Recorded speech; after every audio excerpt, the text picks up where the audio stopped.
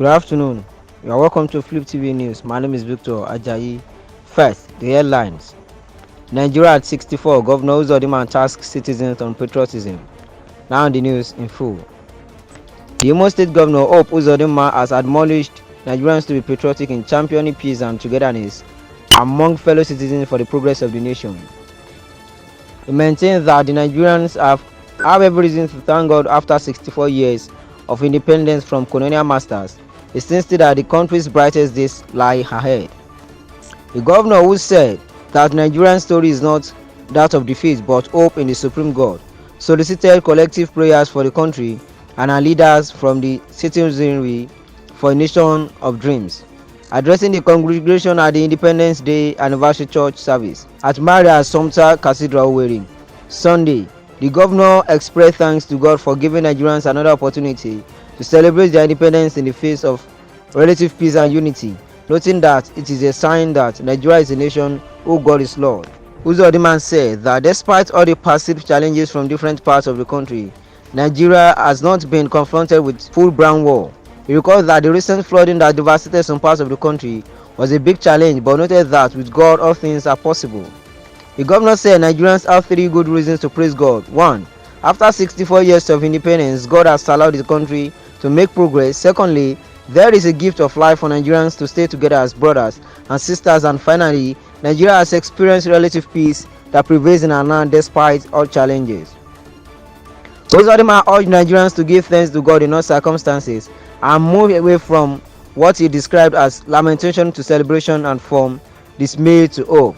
He seized the opportunity to express the people's deep appreciation of the work the church is doing for the nation and employed the church leaders to continue to pray for Nigeria and the state.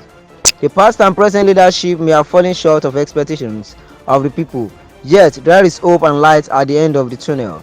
With unity and faith, the nation will get to our destination, he said.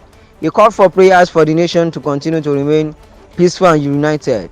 Governor Uzodinma, however, urged the citizens to interrogate their consciences and attitudes when it comes to the destruction of government property, killing of security agents and frustrating government policies, noting that patriotism and nationhood abhor all that.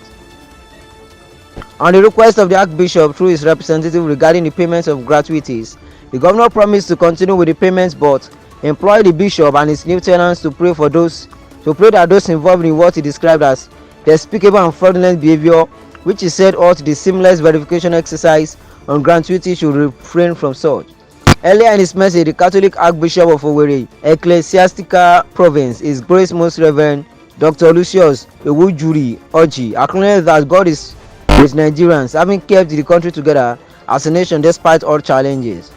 He said that it is not a surprise that Nigeria has remained one, noting that the journey is not easy, but with God all will be well. Wishing Nigerians a happy independence celebration in advance, the Archbishop, whose message was read by Very Reverend Father Gerard Njoku, the Director of Church and Society, commended the governor and government of Imo State for maintaining peace, fighting insecurity and embarking on infrastructural development, as well as engaging the Eastern Waste Management that has created jobs and established recycling plants. He also thanked the governor for, according to him, adding 3,000 more workers whose salary was suspended at the beginning of the administration into the payroll, and for what he described as timely payment of their salaries.